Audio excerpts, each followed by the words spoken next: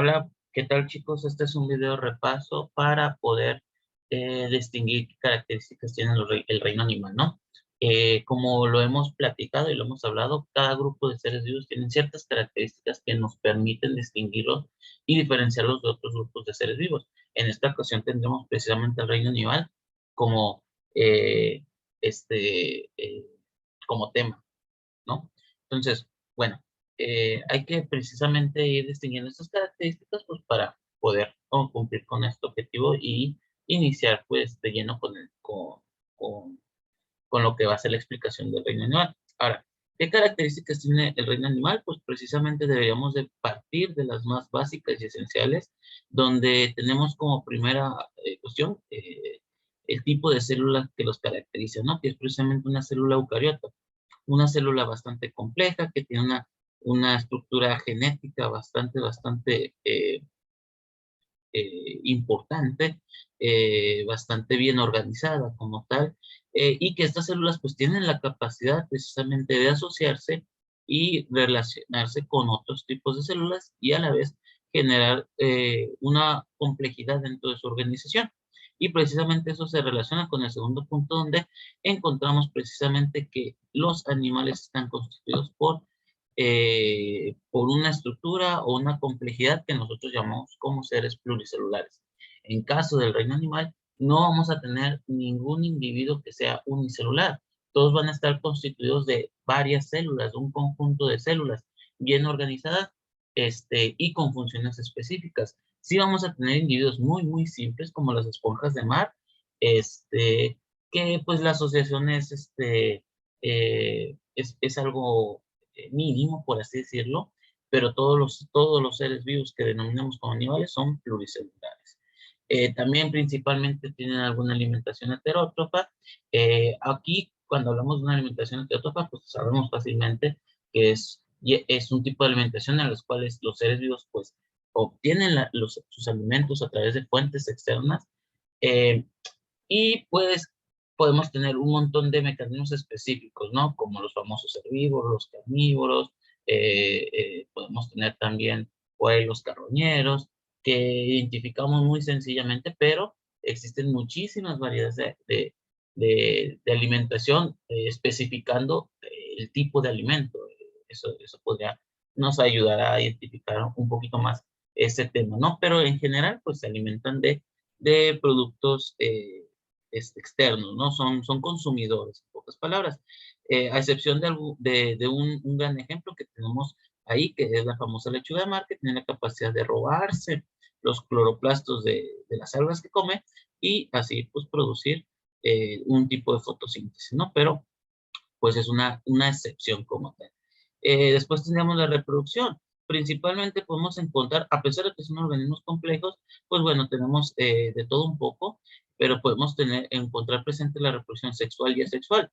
La reproducción asexual ya sabemos que es una reproducción en la cual no necesita como tal una pareja, sino que son autosuficientes y lo tenemos de las siguientes maneras: una reproducción asexual como la fragmentación y la gemación, en la cual un individuo a partir de una pequeña parte de él puede generar individuos nuevos, mientras que la reproducción sexual pues simplemente es la combinación de gametos.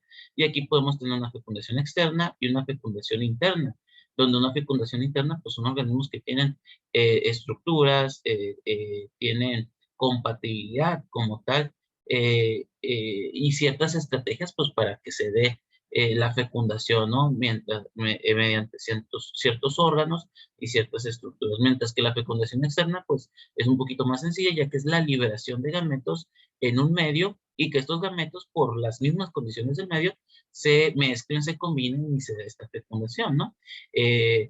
La fecundación externa pues es muy característica de algunos organismos pues acuáticos, como son precisamente los peces, ya que pues pueden mezclarse en el agua, ¿no? Sus gametos.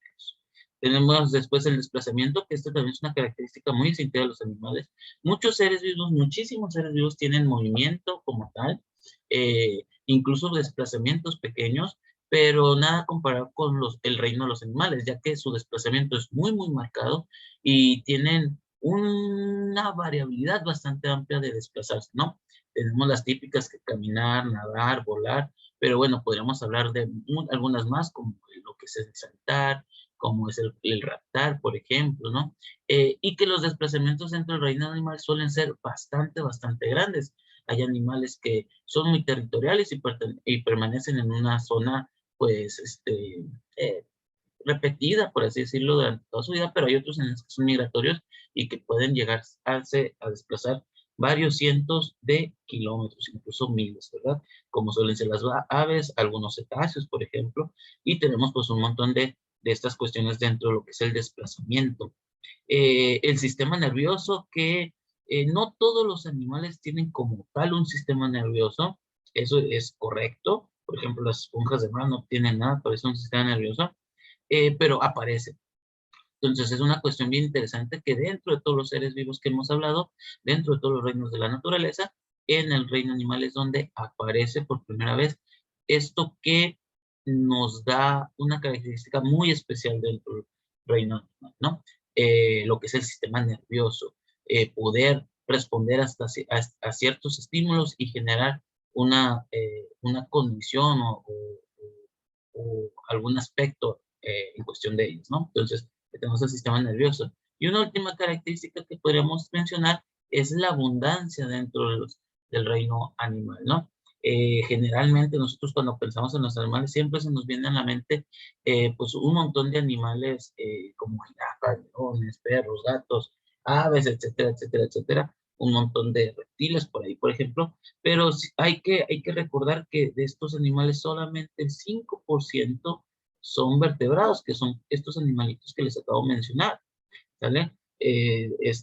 Como los peces, precisamente, también hay mencionarlo, mientras que el 95% de la vida animal es invertebrada, como las esponjas de mar, los arrecifes, los nidarios, los gusanos, los moluscos, insectos, artrópodos, etcétera, etcétera, etcétera.